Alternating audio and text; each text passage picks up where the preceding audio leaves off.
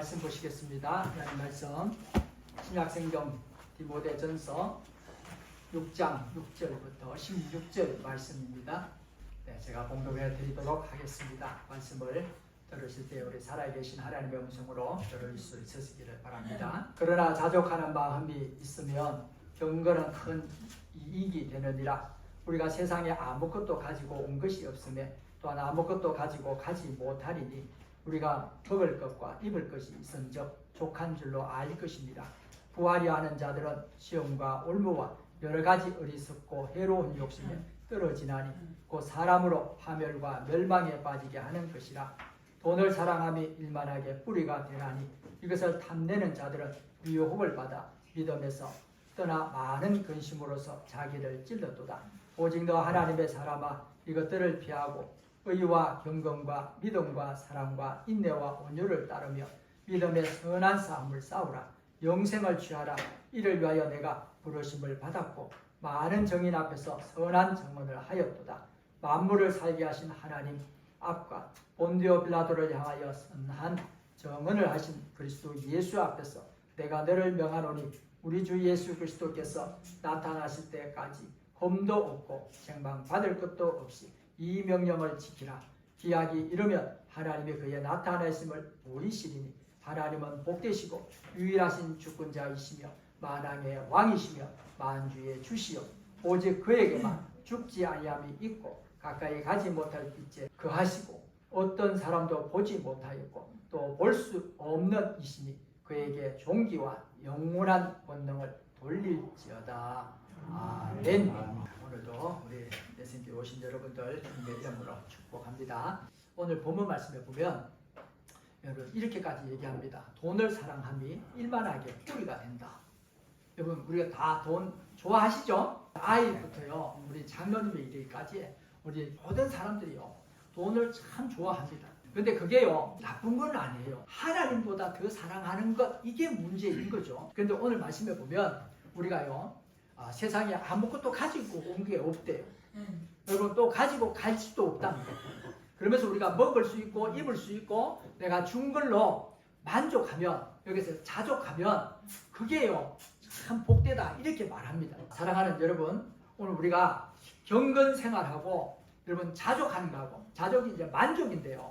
만족하는 거하고 이게 참 쉽지 않아요. 경건한 신앙생활을 해가는데 내가 참 뭐 이만하면 내가 감사하고 이만하면 만족하고 이만하면 내가 됐다라고 하는 만족할 수 있는 이게 참 쉽지 않다는 거예요.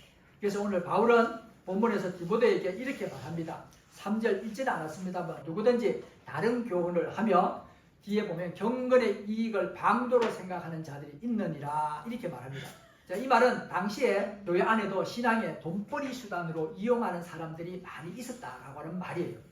자, 믿으면 잘 된다라고 말하고 복 받는다고 말하고 성공한다라고 말하는 사람들이 현혹을 시켰다는 거죠. 지금도 그런 메시지 합니다.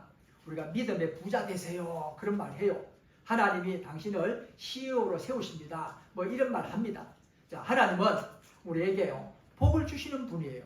그러나 그 복의 중심은 하나님 자신이지 물질이 아니다라고 하는 말씀이에요. 여러분 우리가 신앙은요 하나님을 이용해가지고 내가 성공하는 수단이 아닙니다. 여러분 오히려 하나님께 순종하고 나를 비우는 길이 우리가 신앙생활이에요. 그래서 예수님께서 마태복음 6장 24절 말씀에서 이렇게 말씀하세요. 사람은 두 주인을 섬기지 못하나니 하나님과 재물을 겸하여 섬기지 못한다. 이렇게 말했습니다. 그러니까 하나님과 돈이요 함께 주인이 될 수 없다라고 하는 말씀이에요. 여러분 우리가 믿음은 하나님 중심으로 사느냐 돈 중심으로 사느냐 이것의 싸움입니다. 우리가 늘 내가 이렇게 사는 것이 바르게 사는 것인가? 하나님이 기뻐하시는 삶인가? 내가 돈을 쫓아가고 여러분 내가 하나님 믿는다고 하지만 하나님보다 돈을 더 사랑한다면 그게 문제가 있다라고 하는 말씀이에요. 그래서 오늘 9절에 시작하기를 그래서 자족하는 마음이 있으면 경건에 큰 유익이 있다 이렇게 말한 거예요. 자, 여러분 자족하는 마음이 뭐예요? 자족이란 내가 있는 것으로 만족하는 마음입니다. 여러분 지금 어떠세요? 여러분 지금 만족하세요? 내 건강 지금 이 정도만 만족하십니까? 여러분 내가 가지고 있는 물질 이 정도만 만족하십니까? 아이고 내 돈 좀 더 있었으면 좋겠네. 집 한 채 더 있었으면 좋겠네. 나 땅 한 10마지기만 더 있었으면 좋겠네. 여러분 우리가 10마지기 가지보세요. 그러면요 10마지기 더 있었으면 좋겠다 이런 마음 듭니다. 가지면 가질수록 우리가요 만족하는 것이 아니라 더 가지려고 하는 마음이 있다는 거예요. 이 말은 세상적으로요 아무 욕심이 없이 살라는 뜻이 아니에요. 하나님 앞에서 하나님 안에서 내 삶을 받아들이고 감사하는 태도를 가지라라고 하는 말이에요. 그래서 예수님께서 마태복음 6장 26절 말씀에 보면 공중의 새를 봐라. 심지도 않고 거두지도 않고 창고에 모아 들이지도 않는다. 그런데 너희 하늘 아버지께서 다 기르신다. 자, 그런데 너희들은 이것들보다 귀하지 아니하느냐 이렇게 말해요. 하늘을 날다는 새들이요. 그들은 통장도 없습니다. 은행에 통장도 없어요. 그리고 그들은 보험도 안 들어요. 근데 어떻게 해요? 하나님이 날마다 먹이신다는 거예요. 이것이요 자족의 믿음입니다. 자, 하나님이 오늘도 나를 책임지신다라고 하는 믿음으로 사는 것 이것이요 만족하는 자족하는 믿음이에요. 6장 오늘 7절에 보면 우리가 세상에 아무것도 가지고 온 것이 없으며 아무것도 가지고 가지 못한다라고 말합니다. 자, 우리가 빈손으로 왔다가 빈손으로 간다는 것이죠. 그러니까 소유가 목적이 아니라 우리는 감사가 목적이 되어야 한다라고 하는 말씀이에요. 사랑하는 여러분 한번 따라해 보겠습니다. 소유가 목적이 아니라 감사가 목적이 되어야 합니다. 그래서 오늘 9절에 보면 부하려 하는 자들은 시온과 올무에 떨어지나니 그렇게 말합니다. 여기서 바울은 돈 자체가 악하다고 말하지 않습니다. 문제는 우리가 돈을 사랑하는 마음이에요. 돈을 사랑하면 사람은 쉽게 탐욕에 빠지게 되어져요. 그래서 예수님께서도 마가복음의 10장에 보면 부자 청년이 예수님께 찾아와가지고 내가 무엇을 하여야 영생을 얻겠습니까? 그랬더니 네가 가지고 있는 거 다 팔아다가 가난한 자들에게 나눠주라 이렇게 말해요. 그랬더니 이 부자가요 자기 가지고 팔려고 하니까 마음이 덜크덕한 거예요. 그래가지고는요 예수님께서 말하기를 내 가지고 있는 것을 팔아서 가난한 자한테 주고 그렇게 하면 하늘에 보화가 있으라 그랬는데 재물을 이렇게 세려보니까 근심하면서 그가 돌아갔다라고 말해요. 돈이 그의 주인이 되었기 때문에 그렇습니다. 자, 오늘도 우리가요 같은 유혹에 빠져요. 내가 조금만 더 벌면 현금도 더 할 것 같고요 보험사도 더 할 것 같지만 사실은요 그때가 되면 더 만족하지 못합니다. 더 하지 못해요.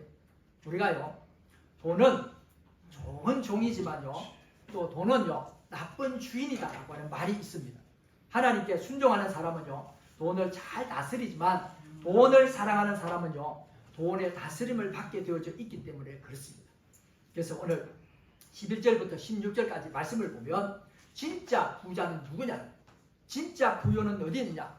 하나님을 소유한 삶, 그것이 진짜 부유하다. 그러면서요 11절에 딱 들어가면서 너 하나님의 사람아 이렇게 불러요. 얼마나 감동적인 부름입니까? 그런데요 앞에 있는 것들을 피하고요 의와 경건과 믿음과 사랑과 인내와 온유를 따르라 이렇게 말해요. 여기서 여러분 의와 경건과 믿음과 사랑과 인내와 온유가 뭘까요? 하나님의 사람 6가지 삶의 덕목이라 그럴까? 오늘 말씀에 의는요 하나님과 사람 앞에서 바른 관계를 유지하는 것 이것이 의예요. 내가 아무리요 착하게 살아도요 하나님과 관계가 없어. 내가 아무리 좋은 일을 하고 선한 일을 하고 뭐 기부를 많이 하고 봉사를 많이 하고 해도요 하나님과 관계되지 않는 건 그걸 의라고 말하지 않습니다. 의는요 하나님과의 바른 관계를 유지하고 사람과의 관계에서 정직하고 공평하게 사는 태도 이것을 의라고 말해요. 그래서 하나님 앞에서는요 순종과 신실함의 의예요. 또 사람들 앞에서는요 정직과 공평의 의입니다.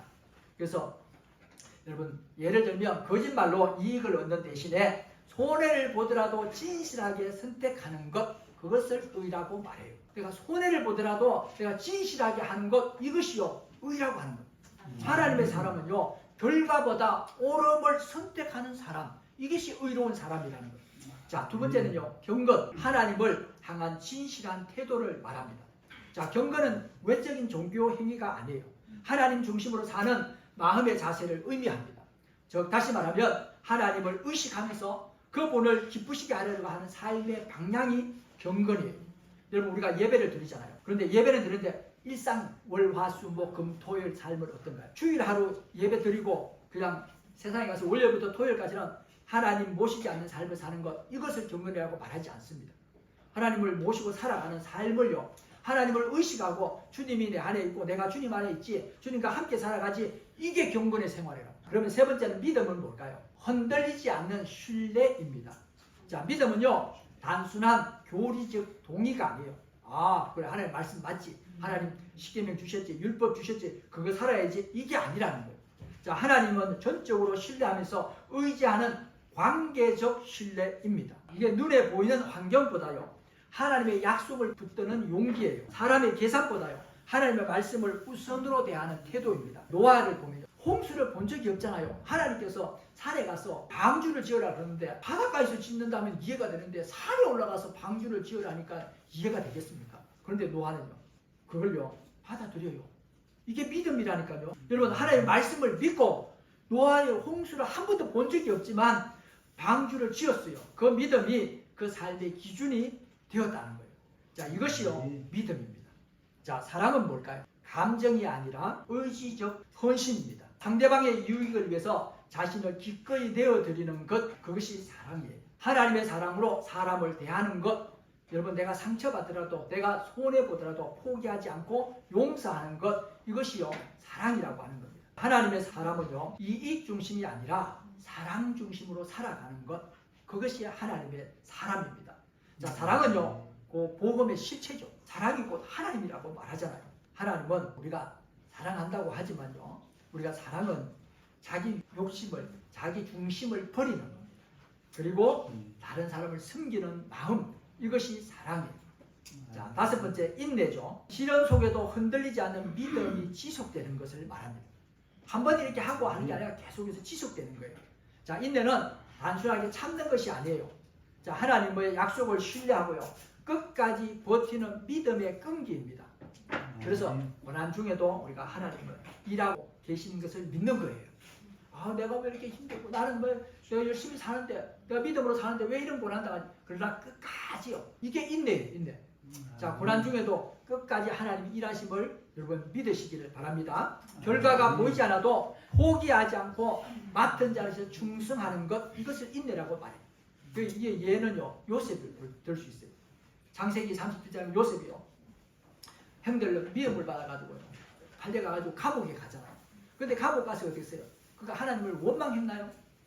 요셉이 아니에요. 하나님이요, 종으로 팔려가실 때도 그렇고 감옥에 가실 때도 그렇고 하나님이 그와 함께 하시면 그가 형통하였다라고 말하거든요. 이것은요, 그 인내가 결국 하나님의 때에 열매를 맺게 된 것이 요셉의 삶입니다. 자, 마지막 여섯 번째, 온유예요. 힘을 절제할 줄 아는 겸손한 태도를 말합니다. 온유는 약함이 아니라 그 힘을요, 하나님의 뜻 아래 두는 절제된 강함을 말합니다. 그래서 예수님께서도 마태복음 11장 29절 말씀에서 나는 마음이 온유하고 겸손하니 이렇게 말했습니다. 여러분, 예수님이 할 수 없어서 십자가 졌을까요?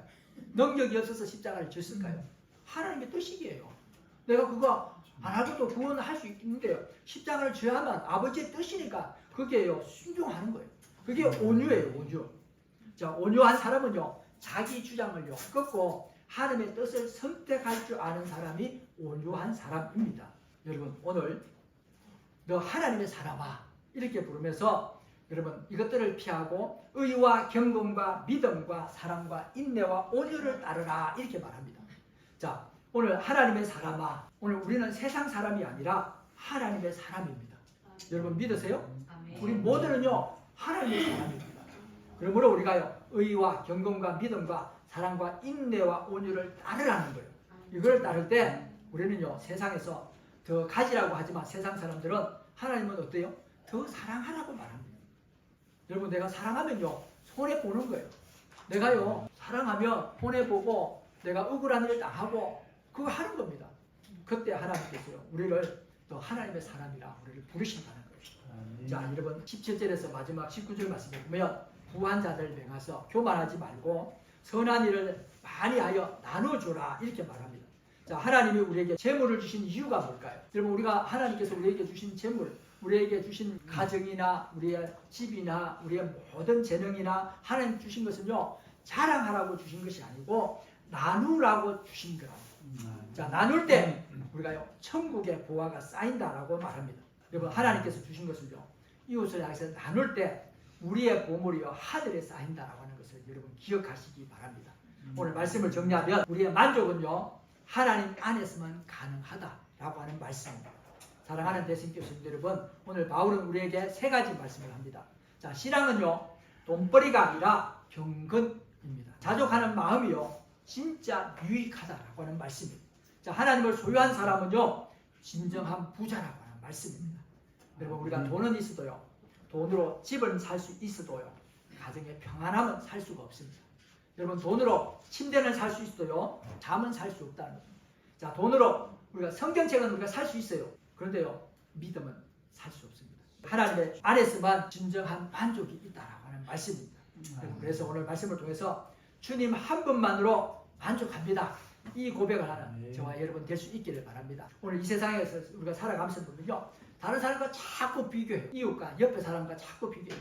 저 사람은 나보다 뭐 더 많이 가졌는데, 많이 배웠는데, 더 많이 자녀들도 잘 되는 것을 보면서 여러분 비교하다 보면 우리가요 자꾸요 만족하지 못하고 만족하지 못하고요 감사가 사라지고요 하나님을 향해서 원망하고 불평하게 되어집니다. 오늘요 우리가 경건의 생활은 만족할 때, 그런데요 이 만족이 어디서? 하나님 안에 있을 때 만족합니다. 주님 안에 있을 때요. 여러분, 주님을 떠나갔을 때, 주님이 우리 안에 있을 때요, 그래서 주님이 한 분만으로 내가 만족합니다. 여러분, 이 신앙 고백을 할 수 있는 저와 여러분 될 수 있기를 주님의 이름으로 축복합니다.